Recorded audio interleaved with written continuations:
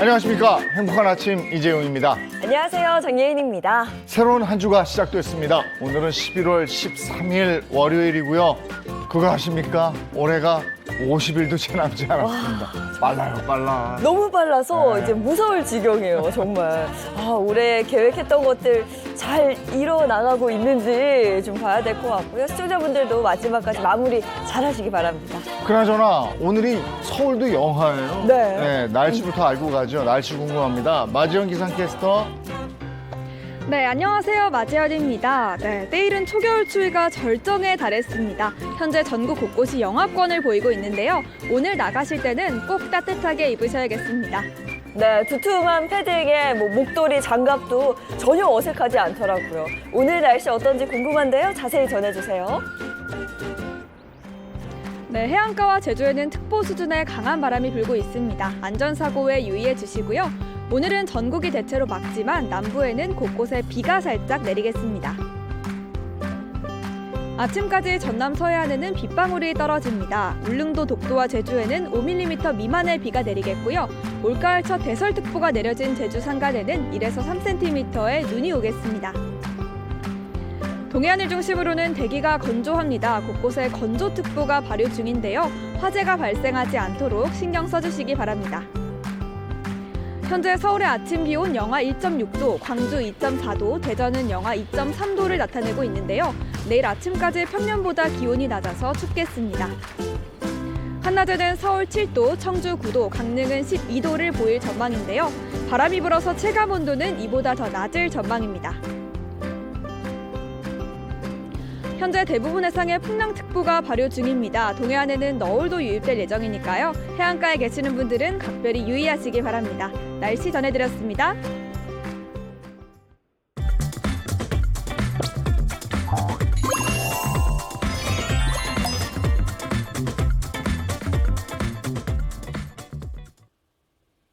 화제 이슈를 발빠르게 전해드리는 모닝 브리핑 순서입니다. 허주연 변호사와 함께합니다. 어서 오세요. 안녕하세요. 네, 첫 번째 이슈부터 전해주시죠. 네, 첫 번째 이슈 한국 의사의 소득입니다. 흔히 의사 고소득 전문직으로 많은 수익을 올린다고 알고 계실 텐데요. 그런데 한국 의사들 경우에는 이 일반 노동자들보다 연평균 7배 가까운 이 소득을 받으면서 유난히 큰 임금 격차를 보이는 것으로 나타났습니다. 의사 연봉이 높다, 이건 우리가 이미 다 들었는데 7배까지 나는 줄은 몰랐습니다. 유독 한국에서만 이렇게 격차가 크게 벌어지는 건가요? 네, 의사 다른 나라에서도 고소득 전문직이라는 것은 우리나라랑 좀 비슷한 것 같습니다. 그런데 유독 한국에서 그 차이가 굉장히 압도적인 것으로 나타났는데요. OECD 통계 자료에 따르면 2021년 한국 의사의 이 연평균 총소득이 고용 형태와 일반의, 전문의 이런 기준 내에 따라서 전체 노동자보다 2.1배에서 최대 6.8배까지 많았습니다. 구체적으로 살펴보면요. 전체 노동자 평균 임금에 비해서 한국 의사 소득은 봉직 일반의가 2.1배, 개원 일반의가 3배, 봉직 전문의가 4.4배 많았고요. 특히 개원 전문의는 노동자 평균보다 6.8배 많은 수입을 올려서 OECD 국가 중에서 가장 큰 격차를 보였습니다. 네, 다른 OECD 국가들과 비교해서도 유난히 높은 소득을 올리고 있는 우리 의사들. 부족한 의사 수하고도 관계가 있는 겁니다. 그것도 좀 영향을 많이 미친 것으로 지금 분석이 되고 있습니다. OECD 회원국에서 활동하는 의사가요. 2011년 350만 명에서 2021년 430만 명으로 늘었는데요. 모든 OECD 국가에서 의사 수가 인구보다 더 빠르게 늘어나서 1000명당 평균 의사 수가 같은 기간 3.2명에서 3.7명으로 집계가 됐습니다. 그런데 우리나라 같은 경우에는요. 다른 OECD 국가에 비해서 이 증가세가 많이 더뎠는데요. 같은 기간 한국의 의사 수는 2.0명에서 2.6명으로 소폭 상승을 했는데 이 숫자 자체가 OECD 평균인 3.7명에 한참 못 미칠 뿐만 아니라 2011년 OECD 평균인 3.2명보다도 적은 것으로 나타났습니다. 우리나라 인구 1000명당 의사 수가 2.6명밖에 안 된다고 합니다. 수도권 이외 지역으로 갈수록 의사 수는 정말 많이 부족할 것 같은데요? 맞습니다. 이 의사의 대도시 쏠림 현상 역시 세계적인 현상이기는 한데요. 우리나라 같은 경우에는 수도권 포함한 모든 지역에서 의사 수가 상대적으로 적은 것으로 나타나서 의료진 확충에 좀 시급하지 않나, 특히 이 지방 지역에서 더 의사 수가 부족하지 않나 이런 생각이 듭니다. 2021년 서울 등 수도권의 인구 1000명당 의사 수 2.73명이어서 한국에서 가장 많았는데요. OECD 14개국 도시 지역 평균 의사 수인 4.5명보다 적었습니다. 농촌 지역 평균 의사 수인 3.2명에도 못 미쳤는데요. 이는 수도권 쏠림 현상이라기보다는 의사 수 부족이 근본적인 문제가 아닌가 생각하는 지점이라고 할 수 있을 것 같습니다. 이게 점점 이제 그 100세 시대 가고 이러면서 의료 서비스를 받고자 하는 국민들은 더 늘어나는 거거든요. 그럼요. 네. 그러니까 이제 인구가 줄지 않냐 이런 개념이 아니고요. 의료 서비스 받는 분들은 더 많이 는다는 점이죠. 그래서 의사 수는 더 부족해질 것 같고요. 네. 이거 시급히 채워야 된다. 이게 국민들이 다 공감하는 것 같아요. 그렇죠. 정부도 좀 보통 더 그렇죠. 적극적으로 나서 주셨으면 좋겠습니다. 다음 이슈 전해 주시죠. 네, 두 번째 이슈 빈대 구매글 논란입니다. 최근 빈대 확산세가 심상치가 않습니다. 세계적인 유행을 뜻하는 팬데믹 용어에 빗대서 빈데믹이라는 신조어까지 등장할 정도라고 하는데요. 이런 가운데 한 중고거래 플랫폼에 빈대를 오히려 사겠다는 게시글이 등장해서 이목을 끌고 있습니다. 아, 정말 왜 이런 글을 올리는 걸까요? 정말 황당하고 이해가 가지 않습니다. 빈대가 박멸이 안 돼서 지금 전국적으로 비상인 이 상황에 빈대를 사고 싶다, 좀 팔아달라 이런 글을 올린 거예요? 네, 모두가 피하려는 빈대를 오히려 사겠다고 나선 이유, 바로 층간소음 때문인데요. 작성자는 이 층간소음을 일으키던 옆집을 혼내고 싶다 이렇게 전했다고 합니다. 층간소음으로 항상 당하던 제가 빈대 뉴스를 보고 오아시스를 본 느낌이다라고 하면서 빈대 10마리를 채집 후에 지퍼 비닐팩에 담아서 택배로 보내달라 이렇게 얘기를 했다고 합니다. 가격은 빈대 10마리에 3,000원을 제시하기도 했는데요. 이 게시물의 캡처본이 온라인 커뮤니티에 올라오면서 일파만파 알려지게 된 겁니다. 아이 설마요. 그냥 나 열받았다 이런 표현이겠지. 진짜 이럴까 싶은데 누리꾼들 반응은 어떻습니까? 누리꾼들 반응 다 비슷한 반응이 많은 것 같습니다. 빈대 잡으려다가 초가상간 태울 수가 있다라고 하면서 작성자 말리는 목소리가 많았는데요. 확산 속도가 빈대 매우 빠릅니다. 거기다 박멸이 어려운 그런 특징을 가지고 있죠. 그래서 윗집에 푼다고 해도 작성자의 집에 이 확산할 가능성이 굉장히 높은 그럼요. 상황이기 때문에 네. 모두가 피해를 입을 수가 있다는 겁니다. 그런데 일각에서는 층간소음에 시달려 본 입장에서는 이런 글을 올리는 것이 어느 정도 이해가 간다는 반응도 있었는데요. 오죽했으면 그러겠냐라고 하면서도 방법은 잘못됐다라고 하면서 글쓴이의 마음 자체에는 공감된다는 목소리도 있었습니다. 그냥 이거는 나 열받았다 이쯤으로 이해하겠습니다. 그 설마 정도 이거 표현이겠죠. 뭐. 진짜로 이럴 리가 있겠습니까? 네. 네. 자 다음 이슈 전해 주시죠. 네, 세 번째 이슈. 오늘 굉장히 많이 춥잖아요. 이렇게 추운 날씨에 몸과 마음까지 따뜻하게 해줄 훈훈한 미담 소식 준비를 했는데요. 군인들의 음식값을 대신 결제를 해주거나 노숙인의 폭행 위협을 상황을 말리는 등 이 곳곳에서 시민 영웅들이 나타나서 화제가 되고 있습니다. 이런 소식은 좀 자주 전할 수 있었으면 좋겠습니다. 뭐 나라를 지키는 군인들에게 감사 인사를 전하는 이런 미담들 가끔 들을 수 있었는데요. 최근에도 눈길을 끄는 사연이 올라와서 또 많은 주목을 받았죠. 네, 군 소식을 전하는 SNS 채널에 올라온 미담 사연 하나 소개해 드릴 텐데요. 강원 인제군의 한 중국집에서 시민이 육군 상사의 식사 비용을 결제했습니다. 노신사분들이었다고 하는데요. 육군 3군단 소속 상사 A씨는 가족들과 함께 식사를 하다가 종업원이 반대편에서 식사하던 손님이 계산하고 나갔다라고 얘기하는 걸 들었다고 합니다. 혹시 이 테이블을 착각해서 잘못 계산한 게 아닌가 싶어서 바로 밖으로 따라 나가서 그 노신사분들께 착오가 있었던 것 같습니다. 이렇게 전했다는데요. 그런데 그분들이 군인인 것 같아서 기꺼이 계산했다 이렇게 대답을 했다는 겁니다. 이 작성자는 전투복도 입고 있지 않았고 간부이기에 성의는 감사하지만 사양하겠다 이렇게 얘기를 했더니 노신사의 답변이요. 간부든 병사든 나라 지키느라 고생하는 건 똑같지 않겠냐. 그러니까 마음을 받아달라 이렇게 얘기를 했다고 합니다. 이 작성자가요, 국가 수호에 이바지하고 있다는 것에 대해서 자긍심과 자부심을 느꼈다라고 얘기를 하면서 우리들의 마음을 따뜻하게 해주고 있습니다. 국민의 안녕을 위해 애쓰는 군인들, 그리고 그 노고를 알고 이렇게 격려해주는 국민들, 한마음 같아서 참 기분이 좋습니다. 그리고 여기다가 또 지하철 영웅 미담도 있다면서요? 그렇습니다. 서울 지하철 잠실역에요. 영화 속 캐릭터 스파이더맨 복장을 입고 나타난 시민이 등장해서 다툼을 막았다는 목격담이 전해졌습니다. 11일 저녁 9시 10분쯤 발생한 사건인데요. 지하철 2호선 잠실역에서 지금 벌어지고 있는 저 장면입니다. 순찰하던 영무원들이 잠자던 노숙인을 밖으로 내보내려고 깨우니까 노숙인이 주먹을 휘두르고 위협을 했는데 스파이더맨 복장의 시민이 나타나서 저렇게 팔을 잡고 제지하면서 노숙인을 진정을 시킨 겁니다.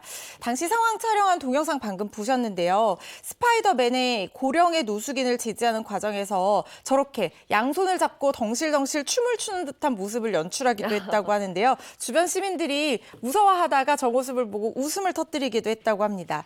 결국 출동한 경찰이 노숙인을 강제 퇴거시켰다고 하고요. 시민은 말없이 사라져서 일단 그때까지는 신원을 파악하지 못한 것으로 전해졌습니다. 영화랑 비슷해요. 영화 속의 스파이더맨도 등장부터 퇴장까지 좀 비밀스럽거든요. 근데 이 사건이 화제가 되자 SNS에 본인이 등장했다 그래요? 네, 본인이 자기가 내가 스파이더맨이다 이렇게 SNS에 글을 올렸다고 하는데요. 경찰이 오기까지 10분 정도 걸린다고 해서 더 큰 싸움으로 번지지 않게 말리려고 했던 것이다라고 설명하면서 주말이면 이분 평소에도 스파이더맨 복장하고 아이들이 많이 오는 잠실로 나가서 아이들과 사진도 찍어주고 놀아주기도 하면서 즐거움을 준다고 합니다. 좋은 추억을 만들어주고 있는데 본인도 굉장히 뿌듯함을 느끼는 것 같습니다. 진짜 스파이더맨이네. 그죠? 그렇죠? 예. 네. 가짜 아니에요?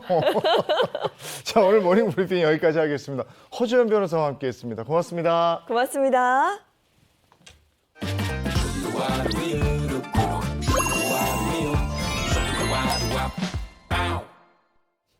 인천 아시죠? 근데 인천에 가면 대한민국 최초로 만들어진 게 그렇게 많다고 그래요.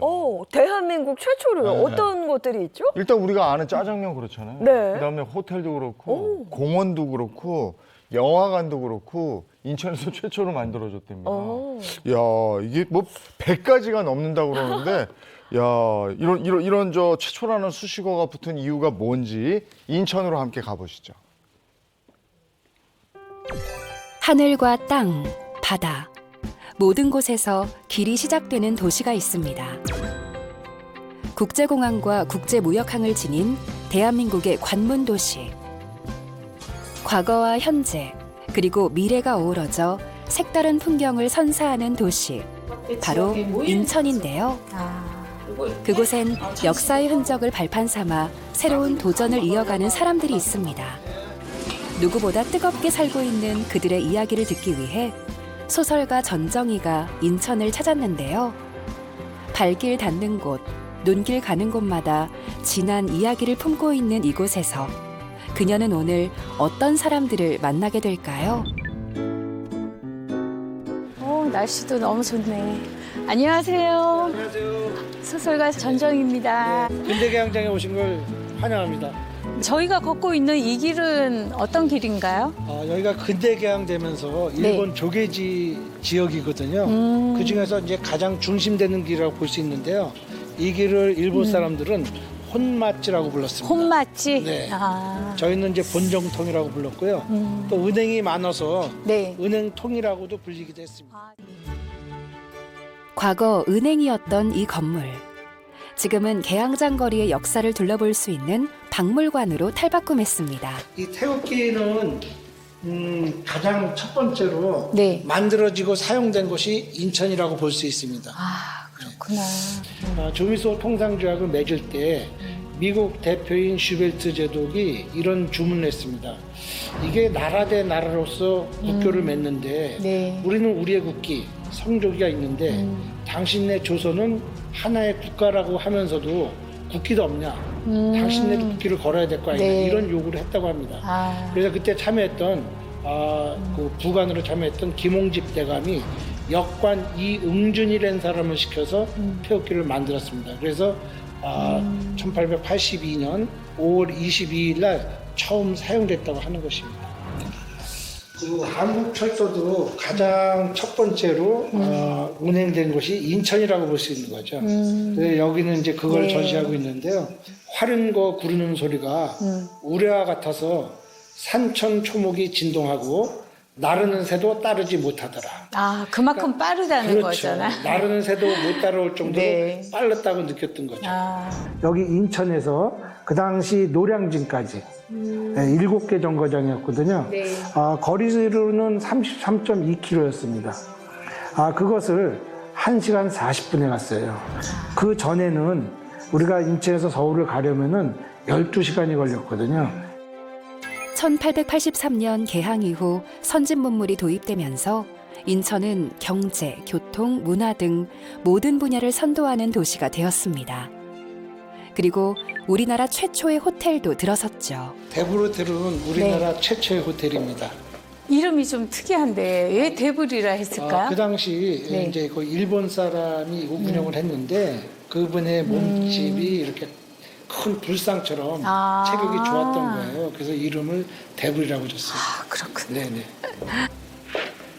1899년 경인선 개통 이후 인천에서 숙박하는 외국인이 줄어들면서 문을 닫게 되었다는 대불호텔.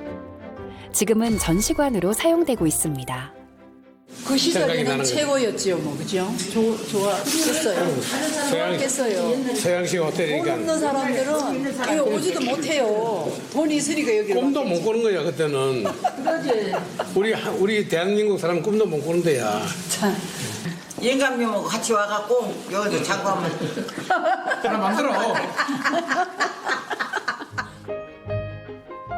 가장 저렴한 숙박료가 당시 노동자 하루 임금의 6배가 넘는 금액이었지만 인천 바다가 보이는 오션뷰 덕분에 인기가 많았다네요. 계양장 거리에선 오래된 적산 가옥들을 쉽게 찾아볼 수 있는데요. 그중에서 유독 눈이 가는 한 곳, 무언가에 홀린 듯 건물 안으로 들어가 봅니다. 건물의 역사가 전시돼 있는 좁은 복도를 따라 들어가면 넓은 중정이 나오는데요. 안녕하세요. 안녕하세요. 아, 네. 건물이 아주 예사롭지 않은데 여기는 130년 된 일본식 그 마찌아 양식이라는 그런 양식으로 지어진 집이 3층 집이에요. 예전에 3층 집이면 굉장히 큰 집이었죠. 이곳은 일제 때 한국인 노동자 100여 명이 지내던 하역회사 사무실 겸 숙소로 사용했던 건물인데요. 이런 건축 가치를 인정받아 2013년 등록 문화재로 지정됐다고요. 뜨끈뜨끈한 단팥죽을 드실 수 있으세요. 130여 년 전 거리에서 팔았던 단팥죽과 카스텔라를 재현했다는 사장님. 오래된 가옥에서 그 옛날 먹었던 음식을 맛보는 기분, 참 색다를 것 같은데요. 우리나라는 밥 대신 먹는 죽, 팥죽이고 일본식은 그 달아요. 디저트 개념으로. 저희 집은 단팥죽, 아주 달콤한. 이쯤에서 드는 궁금증 한 가지. 사장님은 왜 130년 된 건물을 그대로 보존하고 있는 걸까요? 사실은 이 동네가 개항을 예전에는 아주 작은 인천이 작은 어촌이었어요. 그러면서 개항이 되면서 사실은 처음 도시가 된 거거든요. 그래서 사실은 바다가 개항이 된 거라고 그래가지고 그 러시아 혁명사에 보면 포트 오브 레볼루션이라는 그 혁명의 단지라는 그 글귀가 있어요. 그래서 인천은 저는 혁명이 된 거라고 생각을 해요. 개항이 되면서. 개항 이후 인천은 많은 변화를 겪었습니다. 모든 것들이 급격하게 발전하기 시작했고 수많은 최초를 만들어내며 성장한 인천은 청나라와 일본의 치열한 세력 다툼이 벌어지는 곳이기도 했는데요.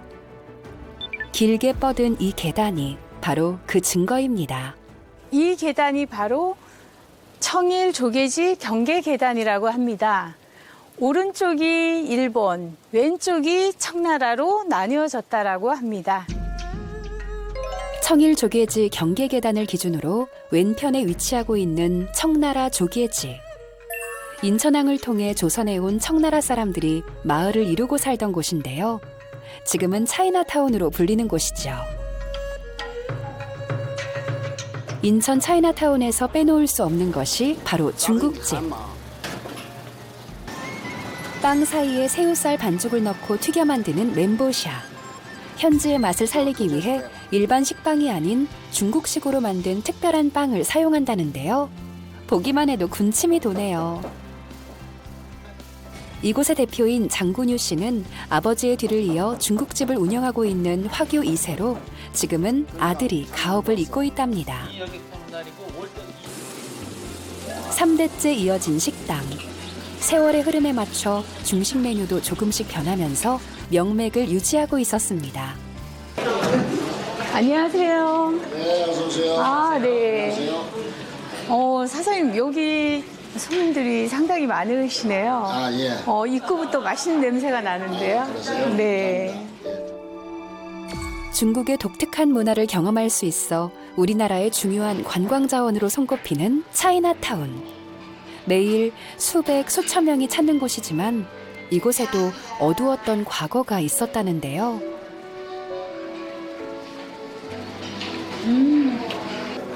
6.25 사변 때문에 이게 끊겼잖아요. 중국하고 왕래가. 여기가 다 죽었어요. 차이나타운이 다 죽었어요. 뭐 심한 말로 얘기하면은 돌멩이 던져도 맞을 사람이 없었어요. 한국전쟁 이후 상권이 침체되면서 많은 이들이 차이나타운을 떠났지만 장군유 대표는 자리를 지켰답니다.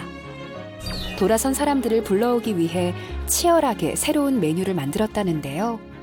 그중 하나가 바로 하얀 짜장면. 그의 노력 덕분일까요? 현재 차이나타운은 세계에서 주목받는 관광지가 되었습니다. 인천 차이나타운이 많이 좋아졌고 오고 싶다는 거예요. 자기 고향이 아니에요. 부산 사람들이에요. 부산 화교들인데 그래서 한 팀은 서울 화교고요. 그 사람들 와서 얘기를 그 사람들하고 대화를 해보면은 우리 차이나타운이 미국에서도 많이 관심을 갖고 많이 주시를 하고 있구나 이런 느낌을 가졌어요.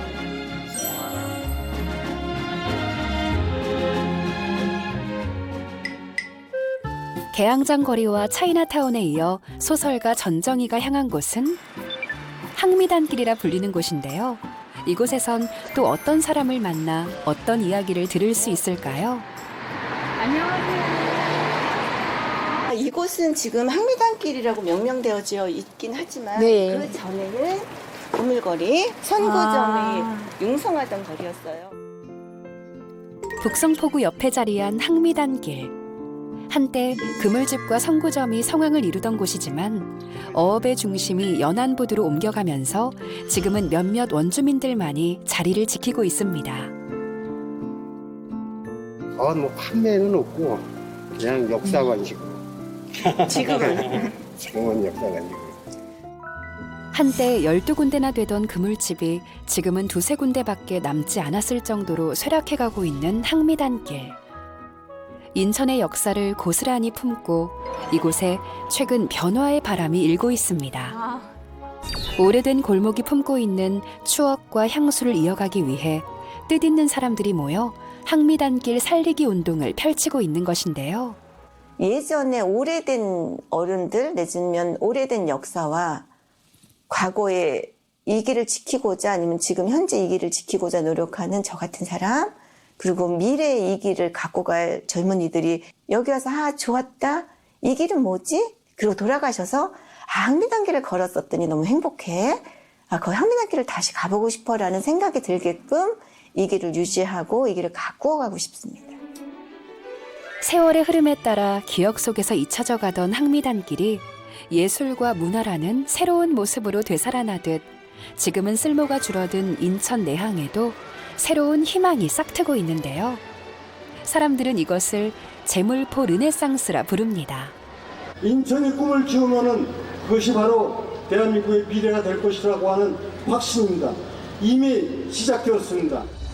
개항 후 140년, 최초의 도시에서 최고의 도시로 거듭나기 위해 저마다의 방법으로 노력하는 사람들. 그들이 만들어낼 제물포 르네상스를 기대해봅니다.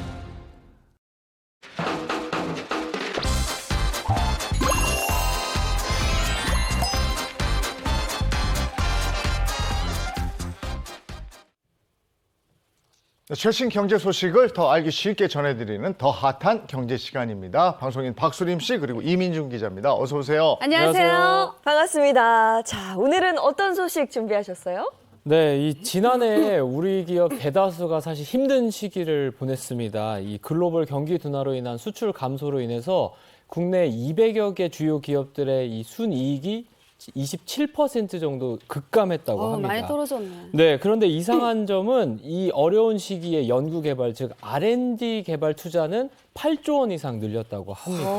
이 아무리 어려워도 미래 성장 기업 이 산업에 대한 투자를 아끼지 않는 것이 성공한 기업들의 어떤 공통점이잖아요.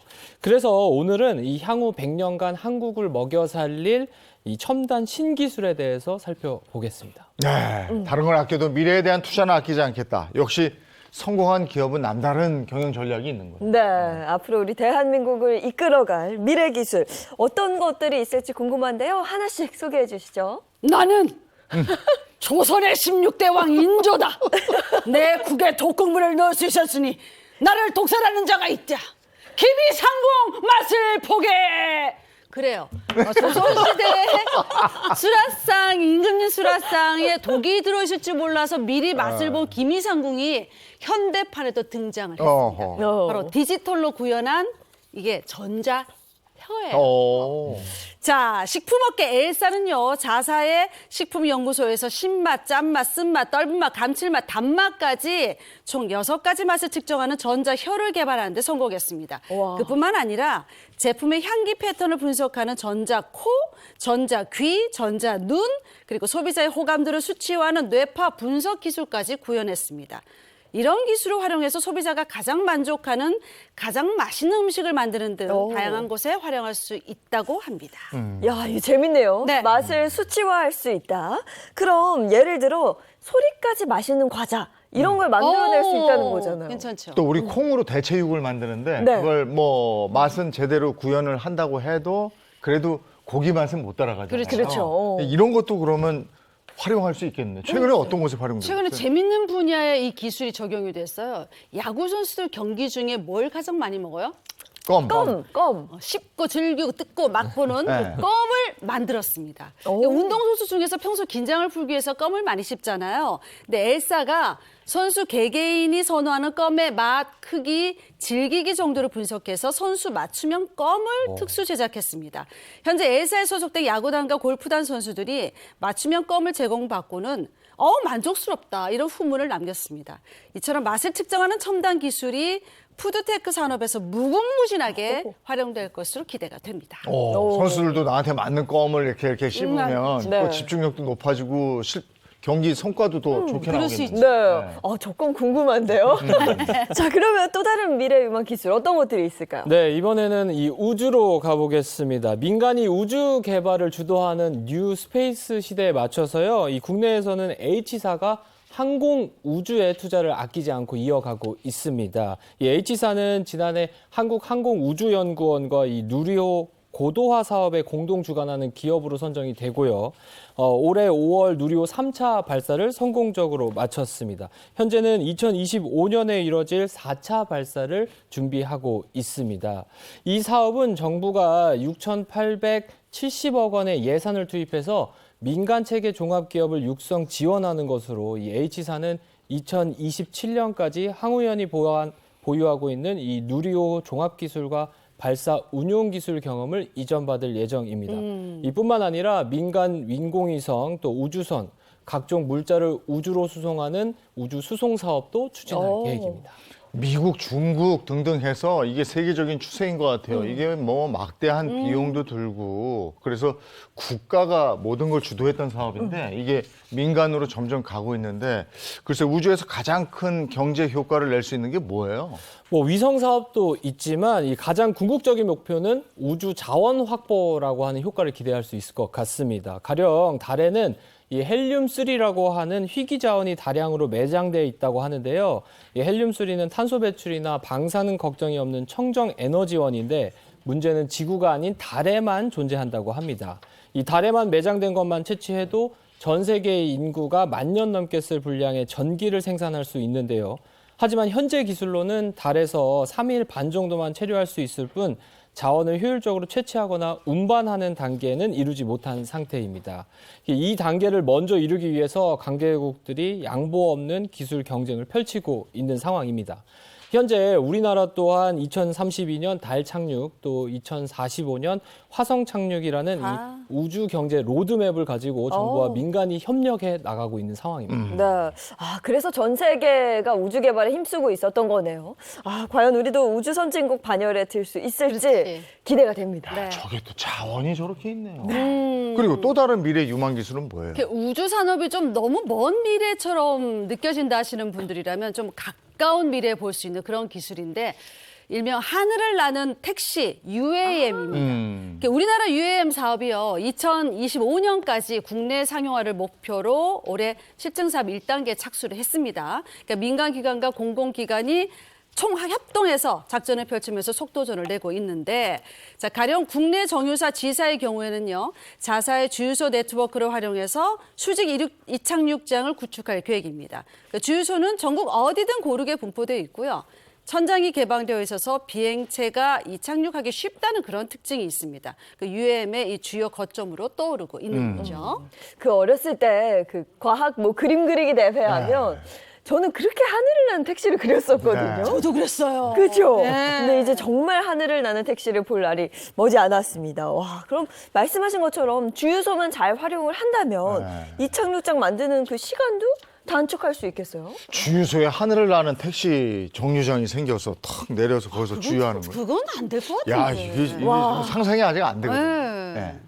그래서 이 G사가 지난 그 CES에서 미래형 주유소의 이미지를 살짝 공개를 했습니다. 지금 보여주시죠. 지금 화면으로 보시는 모습이 될 것으로 예상이 됩니다. 이 기존의 주유소 위에 수직 이착륙장을 설치한 모습인데요. 이 뭐 드론 배송이나 UAM이 타고 내리는 곳으로 활용되거나 또 이런 모빌리티들이 충전할 수 있는 충전소 역할을 할 수 있을 것으로 보입니다. 그야말로 이 주유소의 재발견이라고 할 수 있죠. 자, 이처럼 다양한 이 국내 기업들이 신사업 발굴을 위해서 투자를 아끼지 않고 있는 상황인데요. 앞으로 이 많은 한국형 첨단 신기술이 어떻게 구현될지 지켜보셔도 좋을 것 같습니다. 네, 진짜 미래 사회네. 근데 저런 미래 사회 되려면 위에 전봇대에 있는 전기줄 걷어야 될 걸. 그러니까 오늘부터 걸리면 어떡하지? 근데 저거 신도시에선 저는 충분히 가능할 것 같아요. 맞아요. 네, 오늘 준비한 경제 소식 여기까지였고요. 이번엔 우리 주변에서 일어나는 사건 사고를 법의 관점으로 풀어보겠습니다. 그 법이 알고 싶다.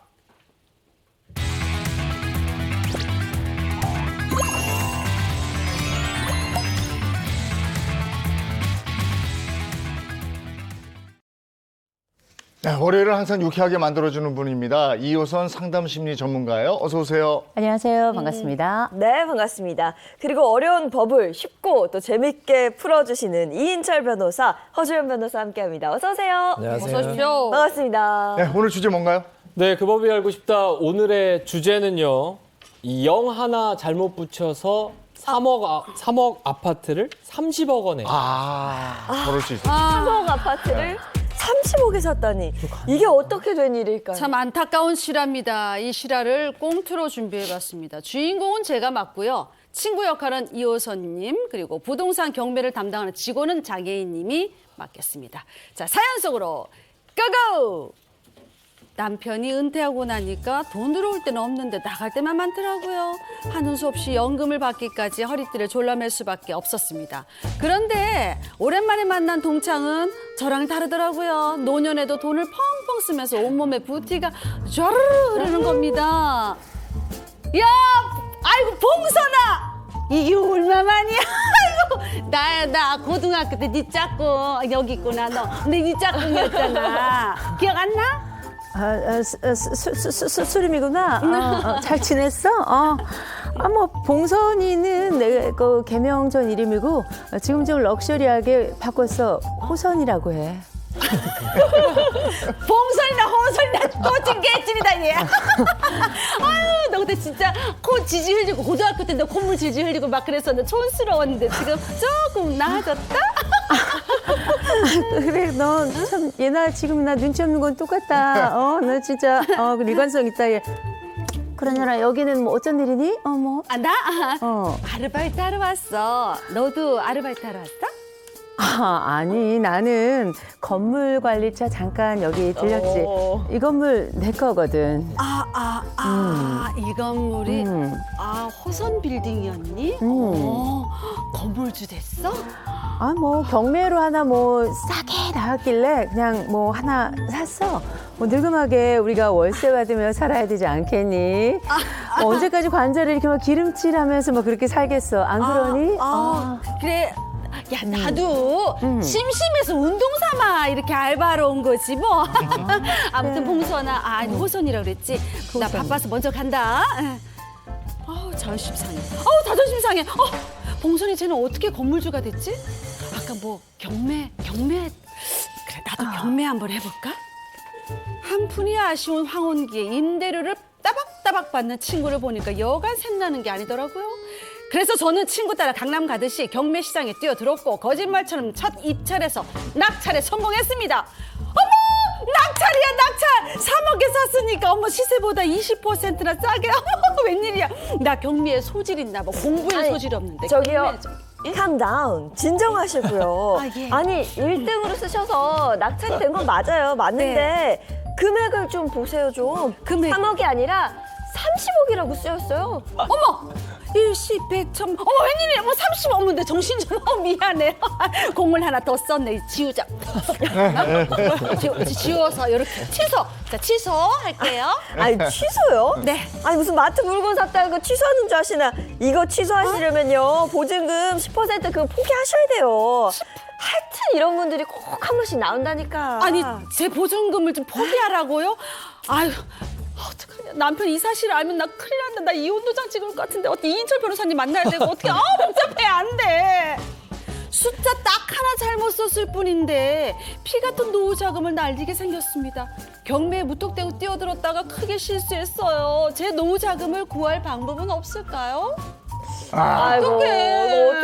이거 공 하나가 엄청난 차이가 났어요. 이거 저 알기 전에 원상 복구해야 될 텐데 구체적으로 어떻게 됐습니까? 네, 이 지난달 서울 아파트 경매 진행 건수가 7년여 만에 최대치를 기록을 했습니다. 이 중장년층은 노후 대비를 위해서, 청년층은 내 집 마련을 위해서 경매장에 들어오시는 분들이 많은 건데요. 그러나 이 법원에서 하는 경매는 일반 부동산이랑 조금 다르다 보니까 이 초보자분들이 좀 손해를 보는 경우가 있다고 합니다. 그래서 이 대표적인 사례를 몇 가지 좀 준비를 했습니다. 첫 번째는요, 이 은퇴한 남성분 사례인데 이 노후자금 3억 원으로 경매 대박을 꿈꾸면서 뛰어든 이 50대 김초보 씨의 사연입니다. 가명이지만 왠지 이름도 좀 그렇고 경매 대박을 꿈꿨다는 것도 좀 그렇고 감이 안 좋아. 이분 노후자금 3억 어떻게 됐어요? 자, 이제 어떻게 됐는지 차근차근 설명을 좀 드리겠습니다. 이 김 씨가 노후자금을 2배로 늘릴 목표로 이 경매에 참여를 했는데요. 이 최저가 2억 9천만 원의 아파트를 3억 원에 썼다가 덜컥 낙찰이 됐습니다. 이 아파트 실거래가가 3억 5천만 원 정도 하니까 이 돈을 좀 벌었다고 좋아했었다고 합니다. 그런데 사람들이 좀 부러운 시선이 아니라 안타까운 시선으로 김 씨를 쳐다봤는데 알고 보니까 이 3억 원 아파트에 공을 하나 더 써서 30억 원에 사겠다고 법원에 제출을 한 겁니다. 아니라고 말해주세요. 아니라고. 아닙니다. 절대 그럴 리가 없는데. 아니 이렇게 숫자에 약한 분들이 계세요. 우리가 보통 이제 한 벌써 10만 원에서 100만 원 넘어가면 그때부터 숫자가 막 동그라미가 헷갈리기 시작하는데 여하간에 지금 말씀 들어보니까 3억짜리 아파트를 30억에 산 거 아니에요? 그렇지. 이인철 변호사님 이거 실수니까 취소될 수 있다고 얘기해 주셔야 돼요. 얘기하셔야 돼요. 네, 취소가 아주 옛날엔 됐는데요. 지금은 안 됩니다. 왜냐하면은 이거 그냥 너도나도 취소해주면은 이 경매 그 절차가 어떻게 되겠습니까? 불안정해지잖아요. 그래서 요즘에는 안 되고요. 그래서 이 사람은 이제 이렇게 3억짜리인데 30억을 이제 잘못 이제 쓴 거 아닙니까? 그럼 원래 2억 9천만 원이면 10%를 이제 보증금 걸게 돼 있거든요. 그럼 2,900만 원을 포기하거나 아니면 30억을 다 내거나 둘 중에 하나 선택하셔야 됩니다. 포기해야지. 30억을 다 낼 수는 없으니까 2,900만 원을 포기해야 되는데 진짜 실수로 공 하나 더 붙였다가 지금 뭐 수천만 원을 날리게 된 거거든요. 허주현 변호사님. 구제받을 방법 전혀 없는 거예요? 지금으로서는 없습니다. 아, 그래서 어떡해. 제가 경매 안 합니다. 저는 이거 잘못 쓸 가능성 되게 높은 사람이거든요. 근데 시세이 뭐 10배나 되는 30억을 낼 수는 없으니까 3억짜리 30억에 살 수는 없으니까 차라리 3천만 원 손해보는 게 지금으로서는 나은 상황 같아요. 그런데 문제는 액수가 커질수록 거는 보증금 숫자도 커지잖아요. 맞아. 그래서 더 큰 상황, 문제가 되는 상황이 있는데 실제로 지난 2020년에 서울 강동구에서요. 약 한 15,000제곱미터 정도 되는 땅이 최저 입찰가 9억 원 정도의 경매에 나왔는데 한 응찰자가 92억 원을 써서 낸 거예요. 9억 2천을 쓰고 싶었던 것 같아요. 그런데 이분 어떡하냐. 9억에 10% 보증금 거의 1억 가까이 되잖아요. 경매를 물리기 위해서 결국에는 1억 가까운 보증금을 포기해야만 했던 그런 실제 사례도 있었습니다. 이 변호사님께서 말씀하신 것처럼 2009년 이전에는 이런 실수를 했을 때는 아유 그래 실수를 했구나 싶어서 매각 불허가 결정을 내주곤 했었는데 2010년부터는 분위기가 확 바뀌었어요. 왜냐하면 이걸 악용을 해서 경매 절차를 일부러 지연시키는 사람들이 늘어난 거예요. 일부러 잘못 써가지고 잘못 써서. 네, 그렇게 하는 사람들이 늘어나서 이제는 이 입찰표 오기제를 매각 불허가 사유로 인정을 해주지 않고 있거든요. 그래서 이런 실수가 명백하다고 하더라도 구제받을 길이 없다고 생각하시고 정말 주의를 기울이셔야 됩니다. 네. 아니 근데 9억을 또 지금 이거는 3억을 30억 썼는데 9억을 90억으로 쓴 경우도 있다고 그래요. 네. 이건 어떤 경우예요? 이제 경매도 법정에서 하다 보니까 제가 재판 끝나면 가끔 가요. 재밌거든요. 근데 이런 경우가 있었어요. 이제 강남의 한 아파트가 한 시세가 30억짜리인데 20억이 나온 거예요. 그러니까 이제 어떤 사람은 이거를 반드시 낙찰받고 싶었던 거예요. 그래서 얼마에 썼냐면 50억이 썼어요. 본인은 50억이 더 나간다고 생각을 한 거죠. 근데 단독 입찰한 거예요. 이 사람 혼자만 입찰한 겁니다. 그러니까 이 사람은 20억, 1,000원만 써도 되는 건데 50억 쓰니까 막 울상이더라고요. 이건 뭐 취소해달라고 하는데 취소가 안 됩니다. 왜냐하면 이거는 반드시 본인이 쓴 거에 대해 책임을 지는 거예요. 맞아. 그래서 이거를 뭐 전자로 바꾸자. 뭐 이게 요즘에 소송도 전자 소송 많이 하거든요. 근데 경매는 아직도 전자가 아니라 수기이기 때문에 정말로 신중하게 쓰시고 내기 전에 다시 한번 꼭 확인하셔야 됩니다. 그럼 다시 사연으로 돌아와서 김 씨는 그럼 결국은 보증금 10%를 포기한 거예요? 어떻게 된 거예요? 그 결과는 제가 알고 있습니다. 방금 또 소식이 들어왔는데요. 네. 30억을 낼 수 없었던 이 김 씨는 결국 그치. 보증금으로 걸었던 2,900만 원을 포기하기로 했고요. 총 2억 7,100만 원이 수중에 남게 됐다고 합니다. 아이고 어떡해. 뭐 어떡합니까? 그래도 뭐 나머지 더 큰 돈을 뭐 들여가지고 살 수는 없으니까 우리가 왜 점 하나만 찍으면 님도 남이 되고 남도 님이 되고 이러니까. 점 하나만 찍으면. 그런데 이제 생각해 보면 어떻게 보면 좀 안타까운 일이긴 하지만 그래도 이게 인생의 교훈은 되더라고요. 그러니까 다시는 이런 일이 또 없게 되니까. 그러니까 뭐 저는 이분이 지금은 이럴지 모르겠지만 앞으로는 심사숙고할 것이다. 더 신중하고 더 고민하고 다시는 이런 일이 없도록 하실 것이다. 전 이렇게 확실합니다. 네. 그렇진 않았던 것 같습니다. 네? 돈을 잃게 되니까요. 오히려 좀 마음이 좀 급해졌던 것 같아요. 이 노후 자금을 회수하고자 좀 서두르게 됐는데 그래서 두 번째로 보증금을 몰수당할 뻔한 위기에 처하게 됐습니다. 아이고. 그러니까 이번에는 이 은행 자금 대출을 받을 것까지 계산을 해서 이 최저 입찰가 6억 원짜리 아파트를 구매하려고 낙찰을 받았는데 이 낙찰되면 평균 45일 안에 이 잔금의 80에서 90%를 내야 하는데 문제는 은행 대출이 막히게 되면서 기간 내 잔금을 치르지 못하게 된 거예요. 아유. 그럼 45일 안에 잔금을 못 내면 또 보증금 10%를 몰수당한다. 경매 취소할 수 없어요, 이거? 안 됩니다. 10% 몰수당하게 됩니다. 사실은 한 달보다 더 짧을 수 있어요. 그러니까 한 달 정도 기간을 줄 수 있어요. 통상 이 낙찰일로부터 2주 뒤에 잔금을 납부하라는 기한 통지가 되니까 45일 더하면 이제 한 달을 더하면 45일이 되니까 한 달 정도 안에 보증금을 마련을 해야지 좀 여유 있게 안정적으로 낼 수가 있다는 거거든요. 이걸 놓치면 재매각기일까지 연체료가 또 있어요. 연 20% 정도 연체료를 내야 되고 근데도 재매각기일까지 잔금을 못 냈다. 그러면 결국에 다시 보증금을 몰수를 당하게 되거든요. 경매가 뭐 우리끼리 사는 일반 매매나 분양과는 다르게 중도금 납부 절차가 없고 잔금을 정해진 기한 안에 일시금으로 완납을 해야 돼요. 그리고 이게 사람이랑 같이 이렇게 사는 게 게 아니니까 매도인이랑 가격 협상을 할 수가 없는 상황이기 때문에 가격이 딱 정해져 있는 거잖아요. 그래서 경매 응찰을 하실 때는 그 납부기한까지 다 생각을 하셔서 좀 여유 자금을 마련해놓고 정확하게 숫자를 기재하고 이런 데 좀 주의를 많이 기울이셔야 돼요. 아니 그러면 최저 입찰가가 6억이었잖아요. 그러면 10%면 6천만 원 아니에요? 그치. 6천만 원에 누구 애 이름이에요? 그러니까. 이거 그냥 날리는 거잖아. 이거 너무 아깝잖아요. 이인철 변호사님. 취소해 주세요. 뒤집을 수 있다고 얘기하세요. 얘기해 주세요. 얘기해 주셔야 됩니다. 취소도 안 되고요. 6천만 원이 아니라 그 두 배인 1억 2천만 원을 몰수당하실 수 있습니다. 1억 2천을요? 네. 왜냐하면 이게 한 번 유찰이 됐잖아요. 그럼 재매각이라고 하거든요. 네. 재매각에서 보증금이 2배예요. 그래서 6천만 원이 아니라 1억 2천만 원을 보증금을 내셨는데 만약에 이것도 실수했으면 이것도 몰수당할 수 있으니까 이것도 신중하게 꼭 확인하셔야 돼요. 어머나. 일이네. 아니 이분은 경매하지 마세요 정말. 그래 말이에요. 보는데 마음이 아파서. 대출 받은 걸 근데 계산을 안 했던 건 아니에요. 이걸 계산을 다 해서 무리해서라도 6억 아파트 입찰을 했다고 했는데 왜 이게 대출이 안 나온 거예요? 경매법정 앞에 가면은 막 사람들이 막 나눠줘요. 대출 뭐 70에서 뭐 90%까지 해줍니다. 실제로 안 해줍니다. 그건 일부 아주 인기 있는 아파트만 그렇게 해주는 거고요. 그 외의 부동산은 뭐 반도 안 해주는 경우도 많아요. 제가 이제 경매할 때 주의사항을 몇 개 알려드릴게요. 가장 중요한 거는 뭐냐면 혹시 경매 관심 있으신 분들 이거는 꼭 아셔야 됩니다.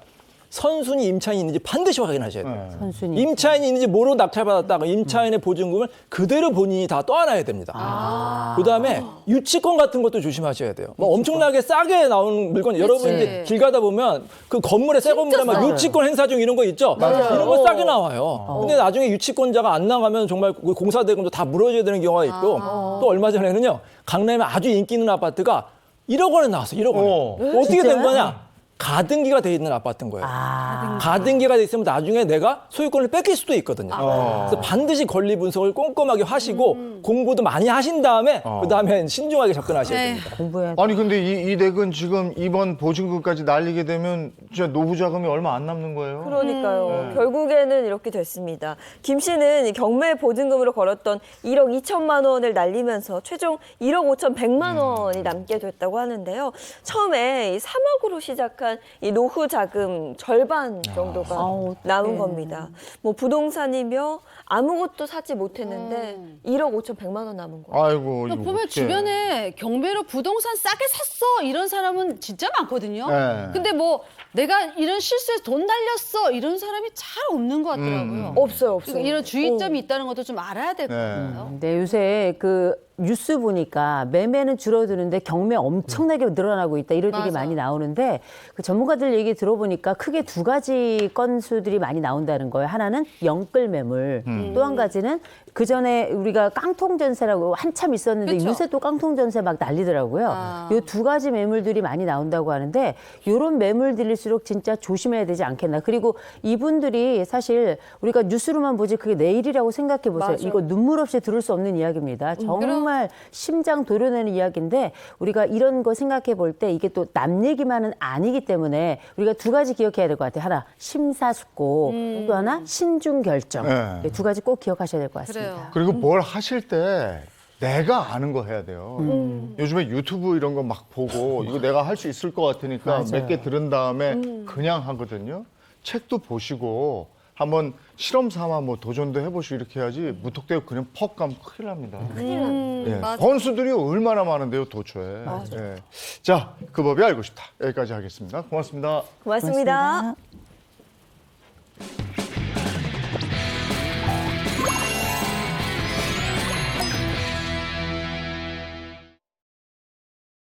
저기 멀리 보일 것 같은 우리만의 희망 찾아서 사랑스런 너의 꿈속에 언제나 달려가리.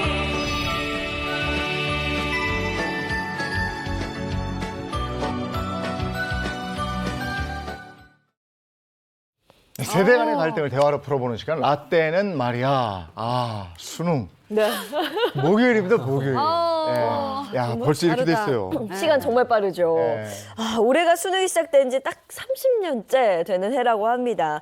여러분은 대학 입시하면 어떤 추억을 좀 가지고 계세요? 야, 제가 언제까지 그 꿈을 꿨지? 그러니까 자다가 시험 보는 꿈 꾸고 발톱할 때가 네? 남자는 군대 가는 꿈하고 시험 보는 꿈. 시험 보는 그거잖아요. 맞아요. 아우, 나 아찔하죠.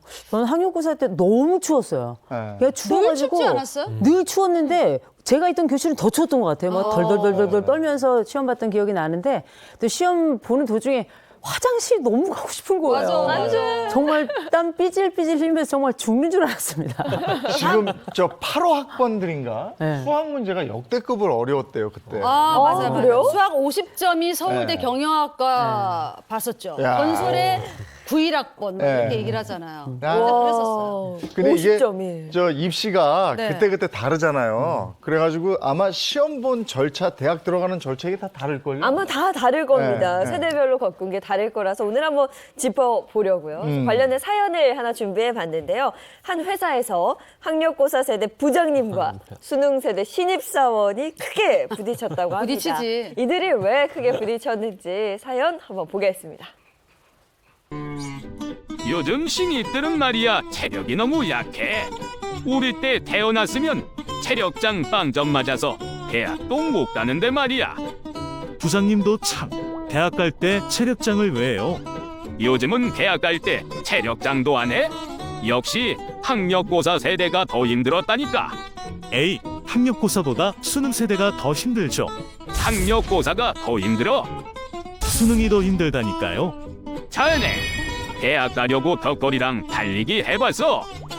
15개 전 과목을 달달 암기해봤어? 과외나 일 타강사 없이 공부해봤어? 우리 땐 과외가 불법이었다고. 부장님, 학생 불합, 논술, 수능 최저학력까지 맞춰보셨어요? 수험생이랑 부모까지 입시 설명회 가서 입시제도 공부해보셨어요? 수능은 만점 받아도 스카이대 떨어질 수 있는 거 아세요? 뭐? 그건 왜 떨어지는 건데? 자, 여러분, 그러지 마시고 행복한 아침에서 다뤄보자고요. 학력고사와 수능 세대, 여러분은 둘 중 누구의 손을 들어주고 싶으신가요? 우리가 기억하는 게 학력고사하고 수능인데 사실은 우리 선배들 그 전에 예비고사 봤죠. 본고사 네, 맞아요. 예비고사 예비고사. 보고 본고사 봤는데 이분들은 오너가 아닌 이상은 지금 이제는 다 물러나셨고 이제 학력고사 세대인데 여기만 해도 다를걸요? 학력고사 손 들어보세요. 학력고사. 나 보면 다 액면가 나오잖아. 학력고사야. 나 수능인 줄 알았어. 수능입니다. 수능 아니라 수림이에요. 그럼 두 분은 수능이시고. 저는 수능이요. 이준 기자랑 저는 수능. 네. 지금 저희만 해도 좀 차이가 있죠. 네. 근데 저는 그 학력고사 정말 궁금한 게 앞서 부장님이 그랬잖아요. 턱걸이랑 달리기 해봤냐고. 정말 했나요? 체력장이 필수였으니까. 체력장이 20점이에요, 무려. 그래요? 네. 굉장히 중요했네, 20점이. 그거 만점 받아도 서울대 못 가더라고요. 그거 만점 받았죠, 체력장은? 이 만점 받았죠. 웬만해서는 다 거의. 웬만해서는 그래도 20점 받아요. 아, 그래요? 근데 저는 수능 세대 궁금한 게 왜 만점 받는데 스카이대 못 가요? 만점. SI 의대, Y대. 거기 의대 갈 수 있는 거 아니에요? 왜 못 이게 가냐고. 수능이 표준 점수를 좀 보기 때문이에요. 이게 수능 성적표가 원점수를 나타내지 않고 이 평균에서 표준 편차를 나타내는 표준 점수를 따지는데 뭐 언수회탐에서 만점을 맞았다고 하더라도 언수 뭐라고요?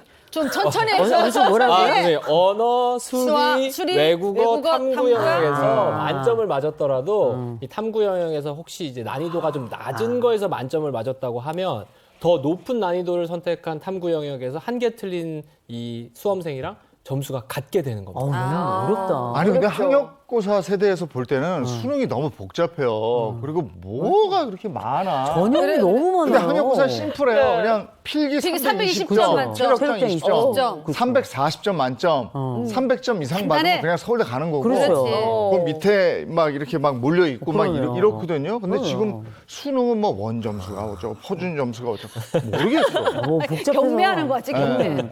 저희들도 그 수능 볼 때 저는 사실 한 개도 모르겠더라고요. 그래서 애들한테 미안할 정도였는데 진짜. 저 같은 부모들 정말 많았을 텐데 저는 수능 보면서 애들 수능 치르는 걸 보면서 야 우리 때랑 진짜 다르구나 이런 생각이 많이 들었던 건데 제일 먼저 저희는 그 원서 살 때 서점에 가서 샀거든요. 서점에 가가지고 거기서 사서 거기 작성한 다음에 학교에다 직접 갖다 냈었어요. 예? 지금은 지금은 상상도 못할 일이에요. 지금은 인터넷으로 막 그렇죠. 다 하잖아요. 그렇죠. 저희 때는 서점에 가가지고 돈 각 주고 사야 돼. 학교께 쫙 있었어요. 그래서 이제 애들이 다 같이 가면 얘가 성적이 어느 정도인지 보면 어느 학교를 다니는지 보면 성적이 어느 정도인지 아는 거죠. 그래서 그거 가져가면 선생님이 그 사인을 해줘야 돼요. 맞아요. 네? 무조건 가서 점수도 안 되는데 저 서울 법대 가겠습니다. 야 이놈아. 맞아. 저도 그랬어요. 택도 없는 학교 간다고. 내가 하는 성적 가지고 좋은 데 간다고. 그렇게 직접 그럼 서점에서 구입을 해서 시험을 보고 그렇게 했었군요. 근데 더 놀랄 일이 많아요. 수능 세대는 학력고사 선배들이 얼마나 힘들게 공부했는지 보시면 아마 깜짝 놀라실 겁니다. 자, 시험 한 방으로 진검승부를 펼치던 학력고사 치러 한번 출발해 보겠습니다. 언제나 이맘때면 한 차례씩 홍역을 치러야 하는 대학 입시.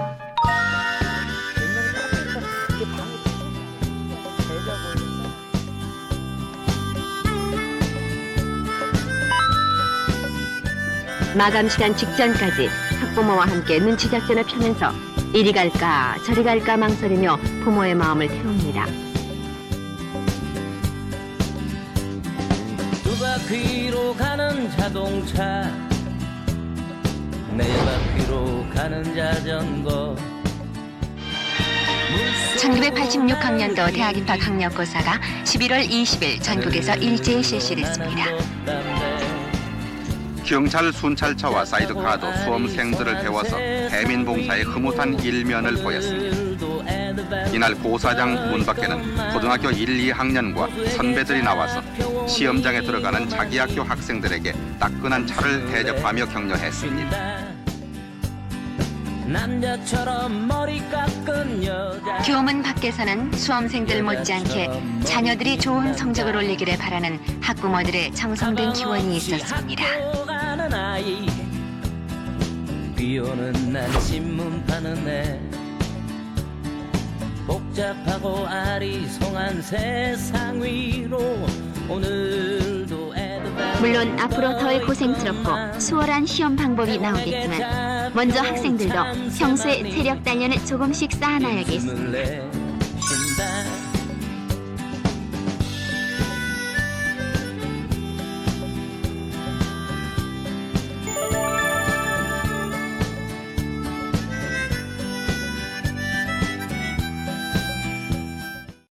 정겹다. 생각나. 옛날 생각이 나네요. 야, 여자는 이렇게 매달리기고 남자는 턱걸이고 이렇게. 이거 하나라도 더 하려고 바둥바둥했던 그때 기억이 나네요. 진짜 그때만 볼 수 있는 그런 풍경인데 우선 입시의 역사를 좀 짧게 살펴볼까 합니다. 수능 역사 30년 그 이전에는 예비고사, 본고사 그리고 학력고사가 있었던 거죠. 그래서 합쳐서 70년 역사입니다. 자, 지금부터 제가 짧게 70년 역사 좀 정리해 드릴 텐데 우리나라에 이제 공식적으로 국가 차원에서 관리하는 대입제도가 생긴 게 1954년 한국전 끝나고 바로였어요. 바로네. 워낙에 이제 교육열이 높았던 나라였던 거죠. 그래서 그 70년간 역사를 좀 살펴보면 크게 한 세 가닥 정도로 나눠진다. 이렇게 보시면 될 것 같은데 제일 먼저는 69년에서 81년까지 두 번째가 이제 82년에서 93년까지 세 번째가 94년에서 2023년 올해까지인데요.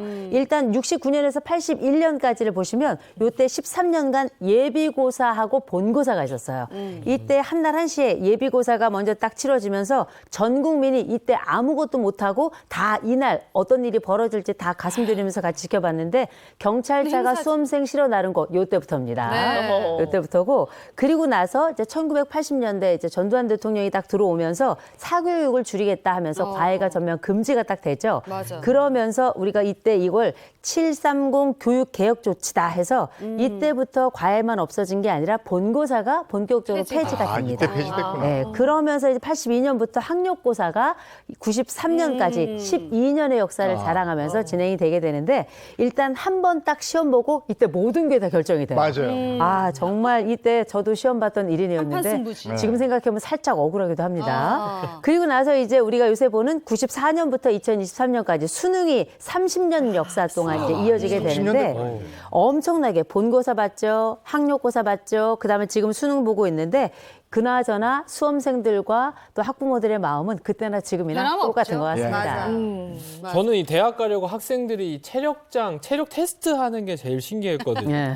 체력장 점수가 도입된 건 그러면 학력고사 때부터였다고 보면 되나요? 아니 우리 선배들 때 그러니까 선배들. 예비고사, 본고사 때도 본고사 체력장은 시절이죠. 있었고요. 이게 1971년에 문교부가 초등학교 5학년부터 고등학교 3학년까지 전 학년을 대상으로 체력장을 시행하게 됐고 1972년에 상급 학교 진학 시험에 반영되기 시작해서 1973년부터 본격적으로 대학 입시를 위한 체력장 제도가 시작이 됐다고 그럽니다. 네. 영상에는 3라운드라고 나와 있었는데 네. 3라운드라고 보기에는 학력고사보다 먼저 체력장을 받기 때문에 빨리 쳤지, 먼저 주로 쳤어. 9월에서 10월중에 체력장을 받고요. 맞아. 또 어떤 학교는 5월 학교 미리 체육대회, 봐요. 뭐 체육대회하고 고3 체력장을 같이 보고 뭐 이랬다고 그러고 응. 또 고교 진학 연합고사나 대학 진학 학력고사에 20점을 차지했어요. 그러니까 예전에는 중학교에서 고등학교 갈 때도 연합고사를 연합고사 봤어요. 봤죠. 연합고사 있었어. 연합고사 맞아. 성적이 안 되면 전수학교라는 곳을 가고 그럼요. 막 그때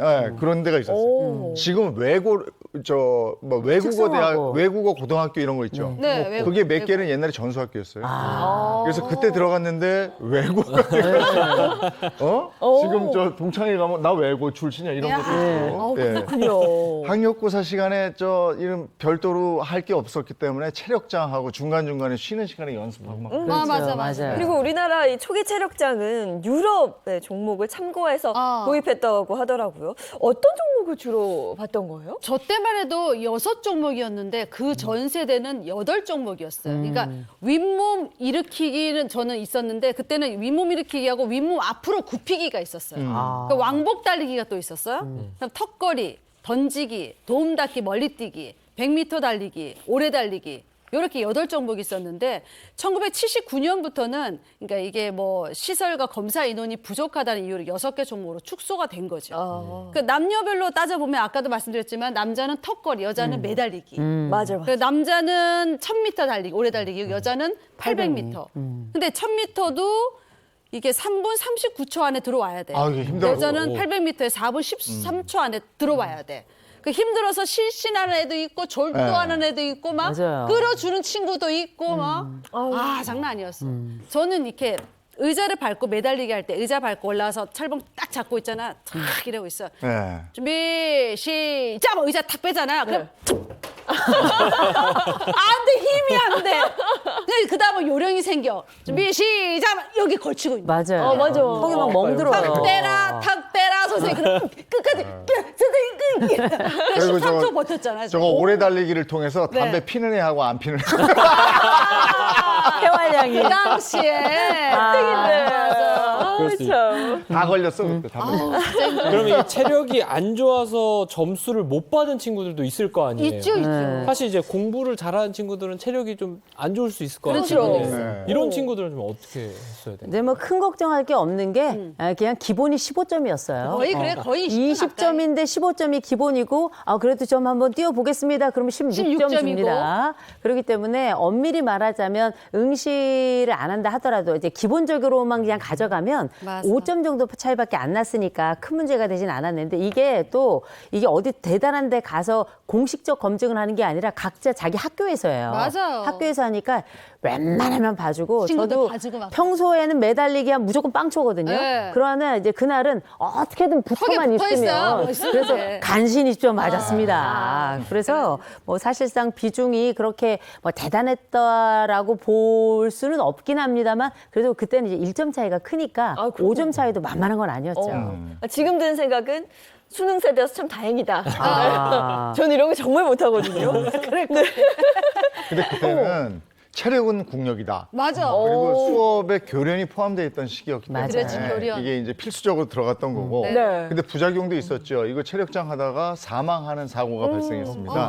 1990년 체력장을 치르던 고등학생 3명이 사망을 했어요. 그러면서 그랬구나. 체력장이 사회적 이슈가 대두되고 그랬었구나, 있고 맞다. 또 입시가 치열했던 1990년대 학부모들이 학교 학습에 방해가 방해가 돼서 된다. 내신을 깎아먹는데 도대체 왜 하느냐 이렇게 반발을 하고 이랬습니다. 그래서 1994년부터 고교 입시에서 사라졌고 1995년부터 체력장이 차례로 폐지가 됐다고. 네. 아니 그도 그럴 게 저희 때는 야간 자율학습 야자가 있었어요. 맞아. 저희 학교 10시까지 했었거든요. 그러면 사실 하루 종일 공부하느라고 사실 움직일 시간이 거의 없기 때문에 고3 때 체력장 한다는 것 자체가 그잖아도 체중도 엄청나게 부는데 그 체력적인 좀 소모가 있어서 어려움이 있었는데 이 오래 달리기 종목 같은 경우는 1993년에 처음 도입이 됐다가 지금 이렇게 말씀하셨던 것처럼 이제 사망 사고가 나고 그러니까 점차 줄어들었다가 그 폐지 여론이 들끓기도 했습니다만 뭐 그때 굉장히 뭐 논의가 많긴 했었어요.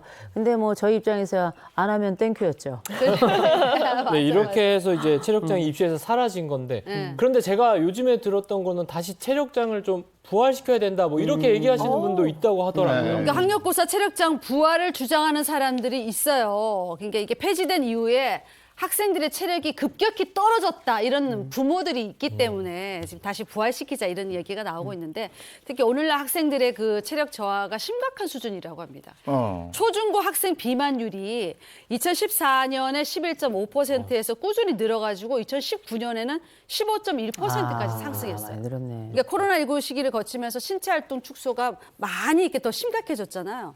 굳이 체력장을 부활하지 않더라도 아이들이 좀 이렇게 자발적으로 체육 활동에 좀 할 수 있도록 해야 된다. 고민해봐야 된다. 이런 부분이 커지고 있는 거예요. 아, 나는 개인적으로는 진짜 저 학력고사에서 유일하게 만점 받은 과목이 그래, 체력장.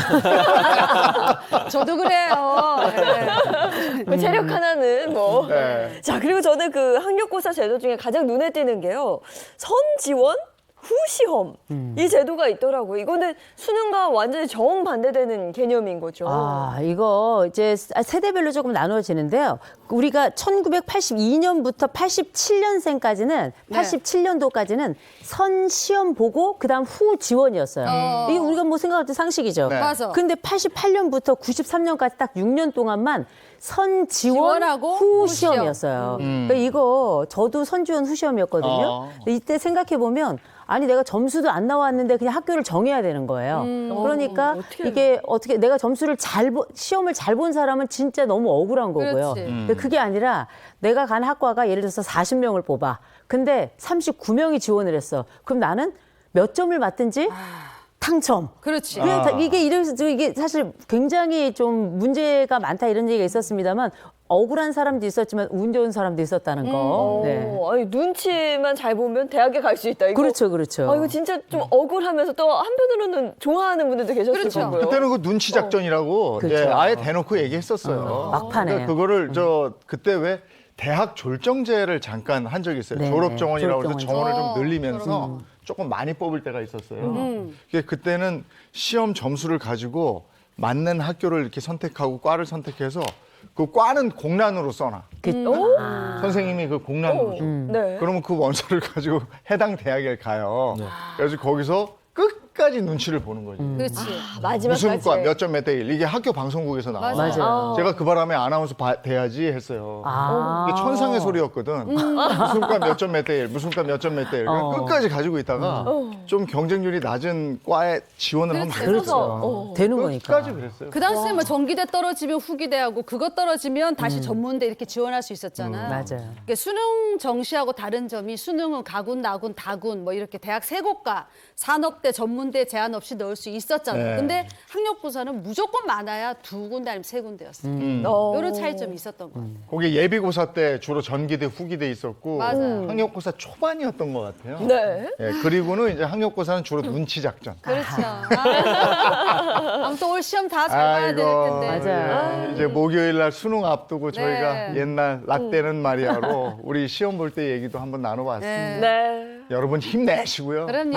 파이팅입니다. 인생에서 한번 겪어야 되는 일이니까. 근데 또 하나 수능을 보고 싶어도 볼 수 없는 우리 청소년들도 있어요. 있어요. 집안 형편 때문에도 그렇고 그런 친구들의 마음도 좀 헤아려 주셨으면 좋겠습니다. 맞아요. 네. 자, 여기까지 하죠. 고맙습니다. 네, 고맙습니다.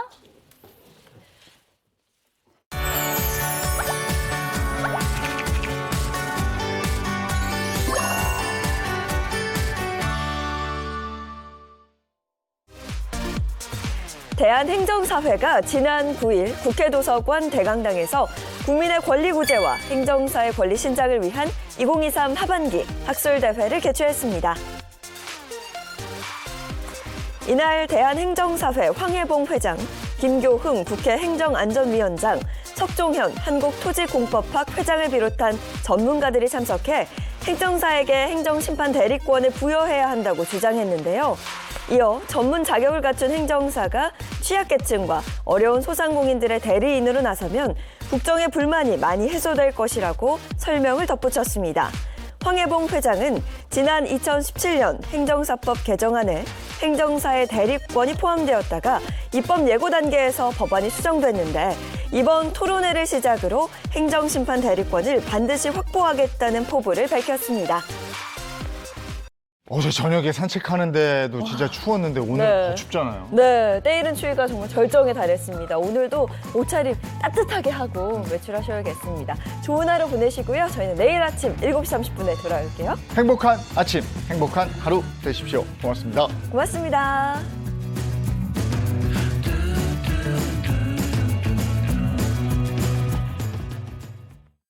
채널 A